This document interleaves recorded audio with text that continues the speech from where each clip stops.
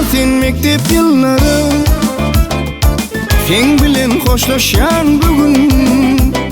Hoş kalsın mektep yılları, mıdam seni küyse yer bugün. Hoş kalsın mektep yılları, sen bilen hoşlaşan bugün. Hoş kalsın mektep yılları, mıdam seni küyse yer bugün.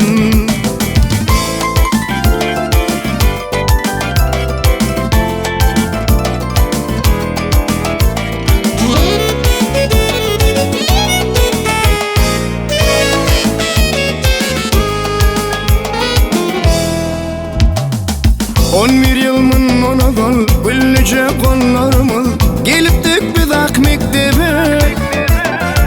Çağrılık yıllarımız, en hezil günlerimiz kaldı seninle ak mektebe. Alkışken oğlumuma, kitap verip koluma öğretip ehli dersleri.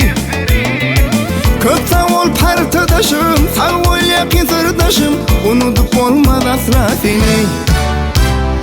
Hoş kalsın mektep yılları, sen bilen hoşlaşan bugün.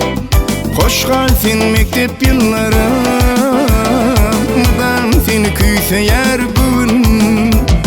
Hoş kalsın mektep yılları, sen bilen hoşlaşan bugün. Hoş kalsın mektep yılları, mıdam seni küyse yer bugün.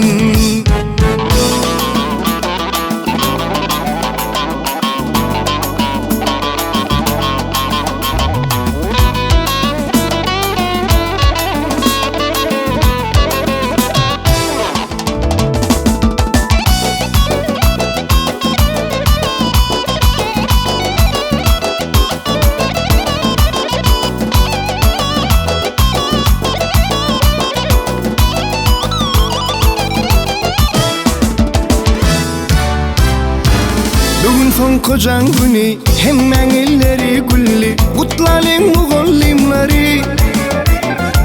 Ehli oğlan kıyımları, ehli sınıftaşları, kutlayın son kocan günü. Bugün uçyan kepteri, yatladı bak mektebi, hemenin şartlıklı yüzü. Kanlı yazan defterim, oynat gezen yerlerim, seninle kalsın ak mektebim. Hoş kalsın mektep yılları, sen bilen hoşlaşan bugün. Hoş kalsın mektep yılları, mıdam seni küyse yer bugün. Hoş kalsın mektep yılları, sen bilen hoşlaşan bugün. Hoş kalsın mektep yılları,